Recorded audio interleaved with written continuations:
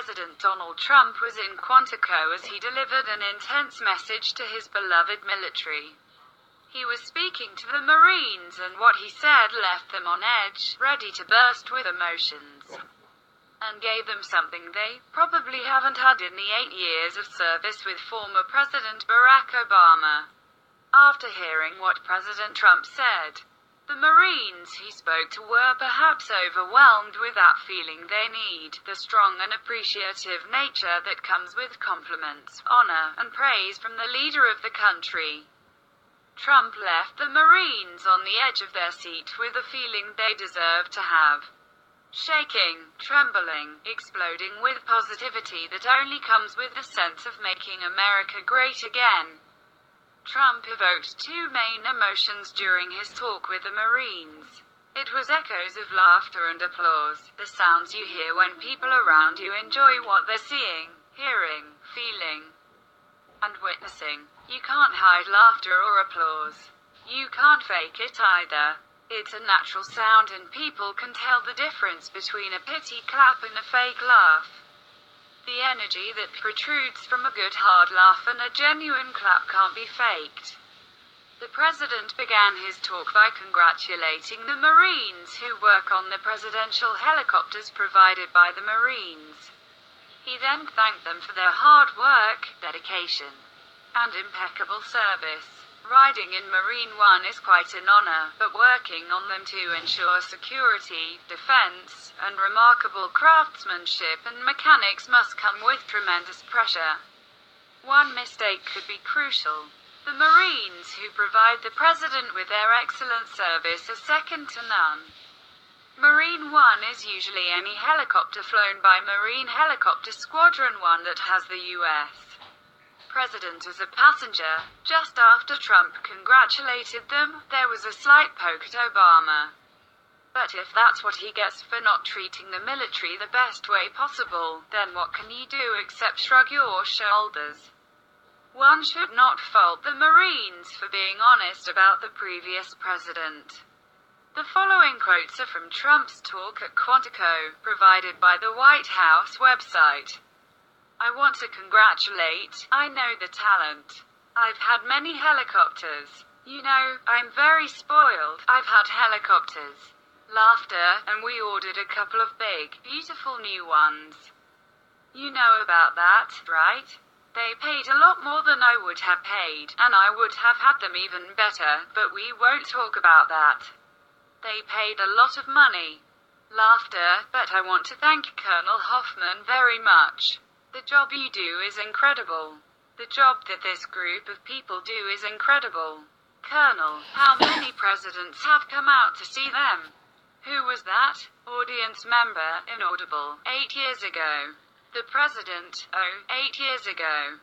Good, good. President Obama, no. Applause. I don't know.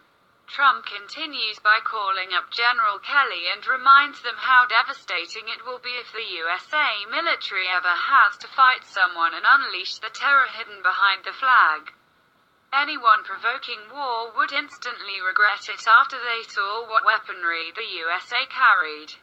General Kelly, best job I ever had. You've heard me say it before, being a sergeant in the Marines. Second best job, this one. Applause, the president. You know, he always said that. He liked being out there fighting. But we'll try and keep you out of the fighting. But if we have to fight, oh boy, it's not going to be pretty. What Trump just said there is something that many anti-Trumpers refuse to listen to. Many Americans who oppose Trump, for no genuinely legitimate reason other than because he wasn't their girl, Hillary, will say Trump is sparking WWIII, but it's the complete opposite. Trump has just said to the Marines that they will try to keep people out of the fighting, because when it comes down to the honest truth, no world leader wants a war. Wars disrupt society and economy, and no president should ever want that. Leaders across the globe don't want it either. There might be some prodding going on with North Korea, but it won't amount to anything. It's nothing more than world leaders poking each other with sticks. But one thing is for sure, if someone did mess with the USA, then that would be the last thing their country ever did. Trump then talks about the $700 billion budget passed for the United States military, one of the most significant increases in the last 7 years. You know, we just approved, our enemy is in trouble, we just approved $700 billion, which is the largest ever approved. We got it done. And we're giving you new equipment. We're giving you new everything.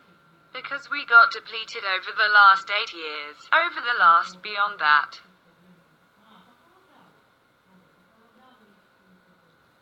We're not depleted anymore. How could anyone allow their military to be depleted? That sounds like poor leadership, who doesn't value the people who give their lives so that Americans can live theirs. That sounds like a leader who thinks nothing more about his military than he does about a peasant on the street begging for change because they won't get up and get a job. The Marines felt something that day that they should have had for the last 8 years of leadership under Obama, but it just wasn't there. Trump's speech went on to talk about the excellent job they're doing fighting ISIS, election night, and more praise for the hard-working Marines and the lovely families. There was nothing but classy appreciation for the men and women who do the hard work that often goes unappreciated. Trump leveled them with praise and honor. And they went home feeling great about themselves and feeling great about what they're doing for their country.